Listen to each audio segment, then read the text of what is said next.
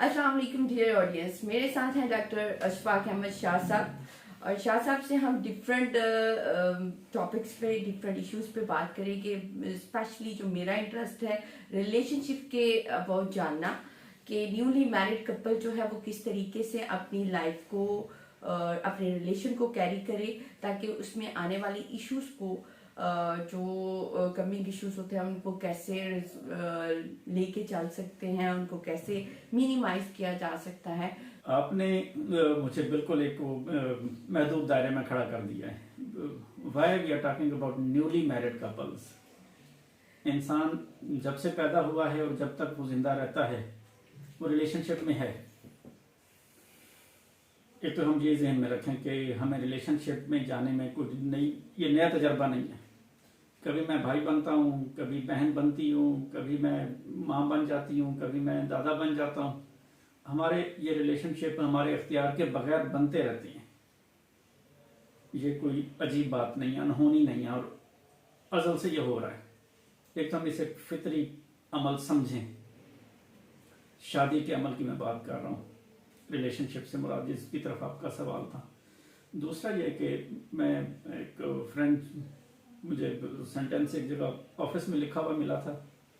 जब वहाँ फ्रांस में रहते हुए दफ्तर में मैं गया तो उस खातून ने पीछे अपने लगाया हुआ था कागज़ पर लिखकर, जिसका तर्जमा ये बनता है कि अगर आपको कोई हल नहीं मिल रहा, कोई रास्ता नहीं मिल रहा, तो यकीन कर लें कि कोई मसला भी नहीं है। ऐसा कोई मसला नहीं है। If there is no solution, there is no problem at all. Issues का आपने पूछा है, इश्यूज होते नहीं हैं, इश्यूज पैदा किए जाते हैं। अब मैं कितना काबिल हूँ इश्यूज पैदा करने में, ये मेरे साथी बताएंगे। वो लोग जो मेरे रिलेशन में हैं, वो मैं नया शादीशुदा हूँ या नई शादीशुदा हूँ या नहीं हूँ या पुराना हूँ मैं, ये इश्यूज मैं हो सकता है कि कभी भी पैदा ना करूँ। मेरे अंदर सलाहियत ना हो इश्यूज पैदा करने की, लेकिन आम तौर पर हम सारे बहुत ही काबिल होते हैं और खुद कफील होते हैं इश्यूज की काश्त में, और हम उन मसाइल को काश्त खुद करते हैं और फिर बैठकर सोचते हैं कि ये कैसे पैदा हो गया। हालांकि मुझे सोचना चाहिए कि मैं उसका खालिक हूँ और मुझे उसकी जिम्मेदारी कबूल करनी चाहिए, और उसका कोई ना कोई हल है।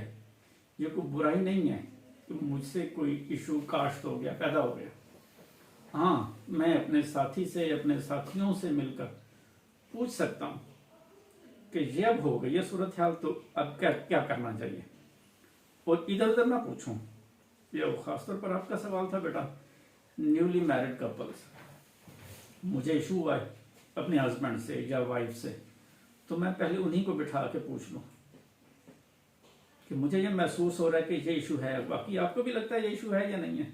हो सकता है जो मुझे इशू लग रहा है वो इशू हो ही ना। कई दफ़ा ऐसा होता है कि वो इशू नहीं होता जो हम मुझे इशू लग रहा होता है। जब हम आपस में बातें करते हैं तो पता चलता है कि अच्छा, इस पर तो वक्त ज़ाया करने की ज़रूरत नहीं। अगर हम दोनों इस बात पर मुत्तफिक हो जाएं कि वाकई इशू है, फिर हम दोनों उसका मिलके हल सोचें।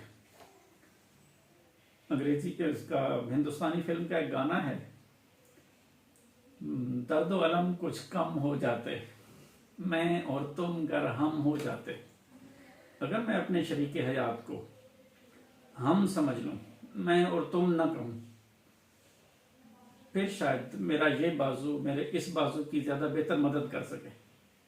अगर मैं इस बाजू को अलग एंटिटी समझूं, इस बाजू को अलग एंटिटी समझूं, इस आंख को अलग एंटिटी समझूं, इसको अलग एंटिटी समझूं, और इस आंख की लड़ाई इस आंख से करवाने की कोशिश करूं, लड़ाई हो या ना हो, मैं अपने लिए इशू बनाने में कामयाब हो जाऊंगा।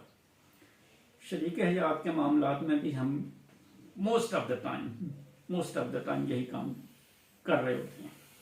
समटाइम आप अपनी, मुझे ऐसे लगता है समटाइम हम अपने लाइफ पार्टनर को अपनी बात कन्वे नहीं कर पा रहे। एक वो इश्यूज जो मैं पैदा कर रहा हूँ, और एक वो इश्यूज जो आप पैदा कर रही हैं। आपसे मेरी मुराद, आप समझ रहा हूँ कि आप पैदा कर रही हैं। मेरा इशारा इनकी तरफ नहीं है, मेरा इशारा आपकी तरफ है। आप पैदा कर रही हैं, और इश्यूज की उनकी तरफ से और मेरी तरफ से जो पैदावार है, ये शायद 1-2% से भी कम ही रहती है। बहुत ज़्यादा पैदावार हमारे जो इर्द गिर्द हमारे खैर खा मौजूद है ना, उनकी पैदावारी सलाहियत, उनकी काश्तकारी इस मामले में बहुत ज़्यादा होती है, और वो पूरे खुलूस नीयत के साथ, बड़ी मासूमियत के साथ इश्यूज पैदा कर रहे होती हैं, इश्यूज खत्म करने के नाम पर। मैं तो आपका फला मसला हल करना चाहता हूँ, मैं तो आपकी इस मामले में मदद करना चाहती हूँ। मेरा मशवरा यह कि किसी की मदद ना लें, आपके इश्यूज होंगे नहीं। वो असल में जो मदद कर रहे होते हैं वो इश्यूज कास्ट कर रहे हैं, उनसे बचें। रह गए 1-2% या उससे भी कम वाले इश्यूज, उसको जैसे मैंने पहले अर्ज किया, मैं और तुम अगर हम हो जाते देखेंगे। जब मेरे पेट में दर्द हो तो मैं क्या करता हूँ, मेरे कान में दर्द हो तो मैं क्या करता हूँ, मेरी उंगली में दर्द हो तो क्या करता हूँ। दवाई मैं खाता हूँ, पेट में जा रही है, उंगली का दर्द खत्म हो रहा है।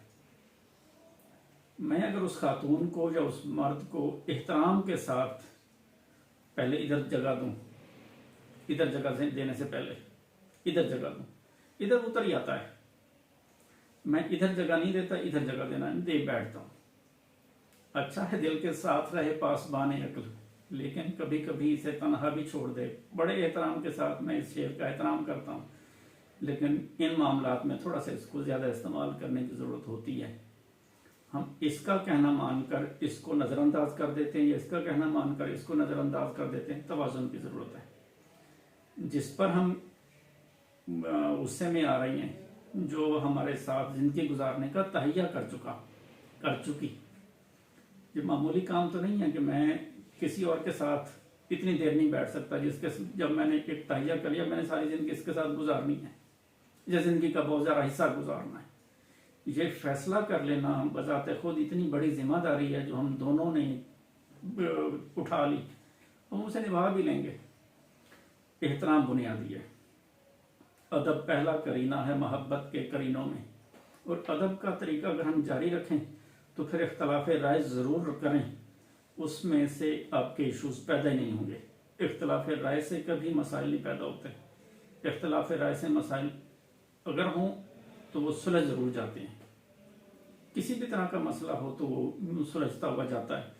मैं अगर अपना मसला, ये मैं आखिरी बात कर रहा हूँ इस सवाल के ज़िम्मन में, मैं अगर अपना मसला खुद हल करूँ या मैं आपका मसला खुद हल करूँ, आपसे मेरी मुराद आप समझ रहे हैं, तो एक बंदा हल कर रहा है।